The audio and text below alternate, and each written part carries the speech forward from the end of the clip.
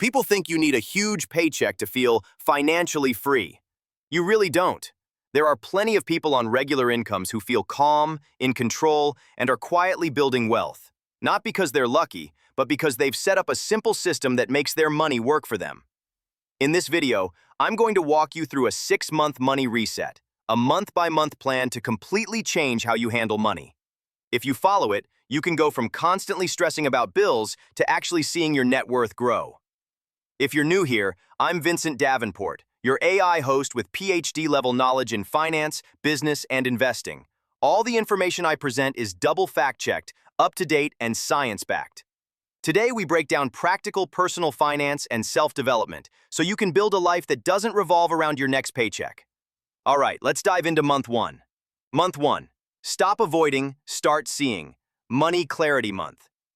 Have you ever delayed opening your banking app after a big weekend because you kind of know you went overboard? Or left a bill unopened on the table because you didn't want to see the number? That's super common. Psychologists even have a name for it. We basically bury our head in the sand when something feels uncomfortable. The problem? Ignoring your money doesn't make the problem disappear. It just lets small issues quietly grow into big ones. Overdraft fees here, credit card interest there, constant low-level stress in the background. This month is about pulling your head out of the sand and turning on the lights. Step 1. Grab your Big 4 money metrics. You don't need a full-blown spreadsheet empire to start. Just 4 key numbers. Take-home income. How much actually lands in your account after tax each month? Not your salary on paper, your real usable money. Essential living costs. The stuff you must pay. Housing, utilities, basic groceries, transport, minimum debt payments. If you couldn't skip it without serious consequences, it goes here. Future fund. Anything you're already putting aside for savings, investing, or retirement. Even if it's small, count it. Lifestyle spending. What's left after essentials and future fund? Eating out, coffees, clothes, subscriptions, fun stuff. You can jot this down in a notebook, use a budget app, or set up a simple spreadsheet. Whatever you'll actually keep using. The tool doesn't matter. Consistency does. This process might feel confronting. You might realize you're bleeding cash on subscriptions you forgot about.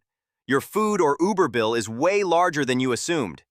That discomfort is a good sign. It means you're finally seeing the truth, and that's the foundation for everything that comes next. Month 2. Build your first safety buffer.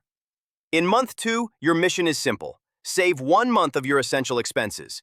So if your essentials from month 1 add up to £2,000, that's your target. For a lot of people, this is the first time they've ever had a genuine buffer between life happens and panic.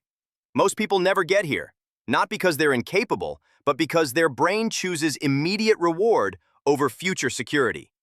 Buying something now feels good today. Saving feels like you're giving something up. So let's reframe it. You're not cutting back for no reason. You're buying peace of mind and options. For this month, or for the next 2 or 3 if needed, pause or cancel subscriptions you barely use. Swap some meals out for home-cooked ones. Put a temporary cap on non-essential shopping. Move any random extra money straight into your safety buffer. If 1 month of essentials in 30 days feels impossible, you can absolutely stretch the timeline to 2 to 3 months. The key is, don't pretend you're working on it while still spending recklessly. The faster you build this starter buffer, the less fragile your finances become. Month 3. Kill toxic debt and start a real emergency fund. Now that you've got a bit of a cushion, it's time to deal with debt and a proper emergency fund. Most people try to do everything at once. Pay off debt, save, invest, then wonder why nothing seems to move. This month, we're going to be more strategic. Step 1. Sort your debts by priority list. Every debt you have and label it. Toxic debt. High interest, usually credit cards, store cards, or personal loans. Neutral/productive debt, like a mortgage or some student loans with relatively low interest. Now rank your debts by interest rate, highest to lowest. Your main target is the toxic stuff, anything with a high rate that's actively holding you back. Step 2. Throw surplus at the highest interest debt. Take the leftover amount you identified in month 1, after essentials, and route as much of it as possible into your most expensive debt first. Pay minimums on the rest. When the top one is gone, roll that payment into the next one down the list. That's how you create a debt snowball avalanche effect and actually make visible progress. Step 3. Start building a real emergency fund. Once the worst debts are under control or gone, shift focus from aggressive overpayments to building your full emergency fund. Aim for 3 to 6 months of essential expenses. Stable job? Start with 3 months. Variable income or self-employed? Aim closer to 6. This isn't money for holidays or I'm bored purchases. It's for job loss, medical costs, unexpected car repairs, actual emergencies. Keep it in a separate high-interest savings account, easy to access if needed, slightly out of reach so you're not tempted to dip into it for random spends. Month 4. Switch on your wealth engine. Start investing. Month 4 is where you stop just defending and start building. You'll keep working on your emergency fund, but now you're also turning on your investing engine.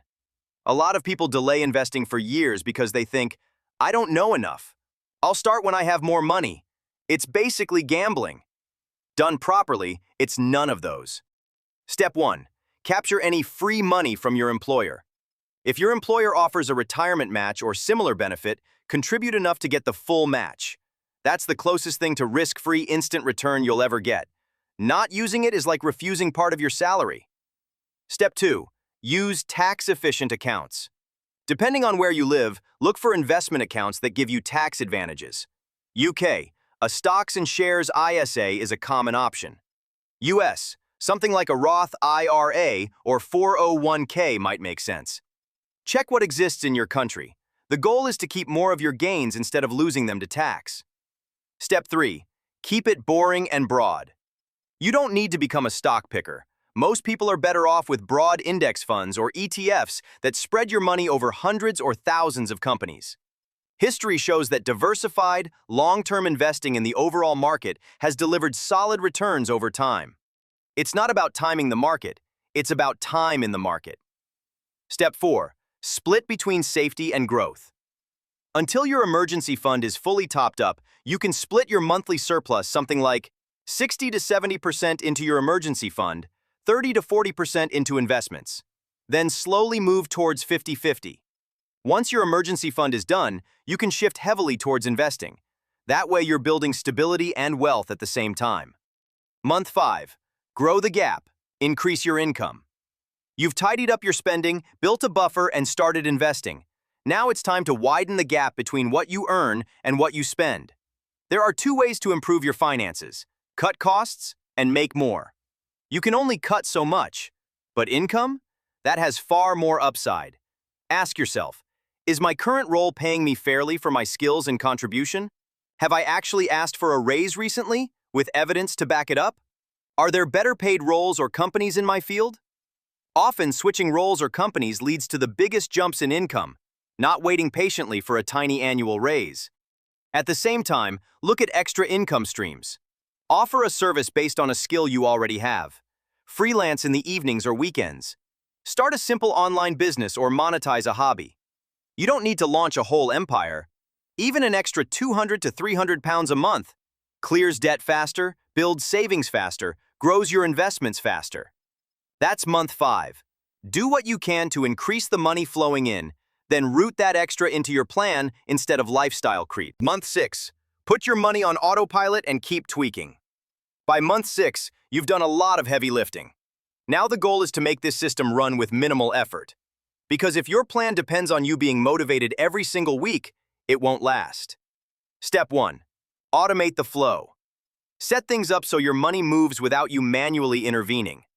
Direct debits for rent, mortgage, utilities, minimum debt payments, insurance. Automatic transfers the day after you're paid, into your emergency fund, into your investment accounts/retirement, into a separate spending account for day-to-day life. The idea is, you pay future you first, bills second, lifestyle last. Using a separate card account just for everyday spending makes it very simple. When that pot is empty, you're done for the month. No complicated tracking needed. Step 2. Monthly money check-in. Your plan is not meant to be frozen forever. Your life will change. Once a month, have a 15 to 20-minute money meeting with yourself or your partner if you share finances. Ask, does my current saving investing rate still make sense? Has my income gone up? And if so, have I increased my contribution rates? Are there any subscriptions or expenses I can drop? Am I still on track for 3 to 6 months of expenses in my emergency fund? Use that time to tweak your automations, not redo everything from scratch. End result? If you follow this 6-month reset, month 1, you stop guessing and actually see your numbers. Month 2, you create a starter buffer. Month 3, you tackle toxic debt and begin a real emergency fund. Month 4, you turn on your wealth engine through investing. Month 5, you increase your income and widen the gap. Month 6, you automate the whole system and keep refining. You don't need a huge salary to start. You just need a simple plan you actually stick to. If you found this helpful and you want more practical money videos like this, hit subscribe, drop a like, and let me know in the comments which month you're starting on. I'll see you in the next one.